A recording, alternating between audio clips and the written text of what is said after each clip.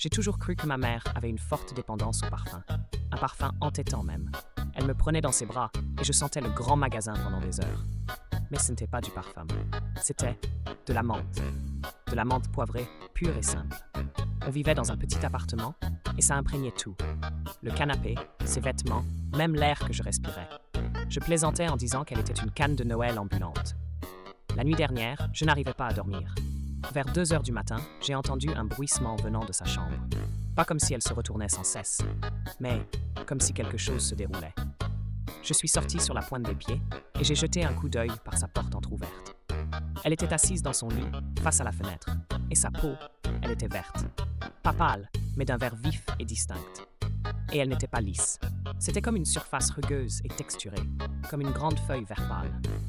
Elle a levé la main et a commencé à peler, comme peler une pomme, mais c'était sa propre peau. Elle se détachait en grandes feuilles de papier, et en dessous, il n'y avait que de la menthe. Des feuilles de menthe fraîches et éclatantes, si serrées qu'elles dessinaient sa silhouette. L'odeur était si forte qu'elle me faisait pleurer. Elle muait. J'ai reculé en titubant, trébuchant sur mes propres pieds, et j'ai couru dans ma chambre en claquant la porte. Je l'ai alors entendu bouger, un bruissement lent et délibéré se rapprochant de ma porte. J'ai coincé ma chaise de bureau sous la poignée. « Maman » ai-je murmuré, la voix tremblante. « Qu'est-ce que tu fais ?» Le bruissement s'est arrêté. Puis, une voix, la sienne, mais plus grave, plus rauque, comme des feuilles mortes qui se frottent les unes contre les autres. « Il est temps pour toi de grandir, mon enfant.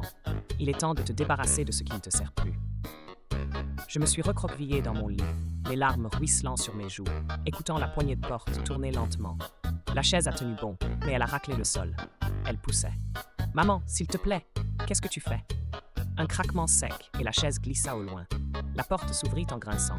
Ce n'était pas ma mère, pas vraiment. Ses yeux étaient d'immenses plis sombres, et sa bouche était étirée en un large sourire silencieux.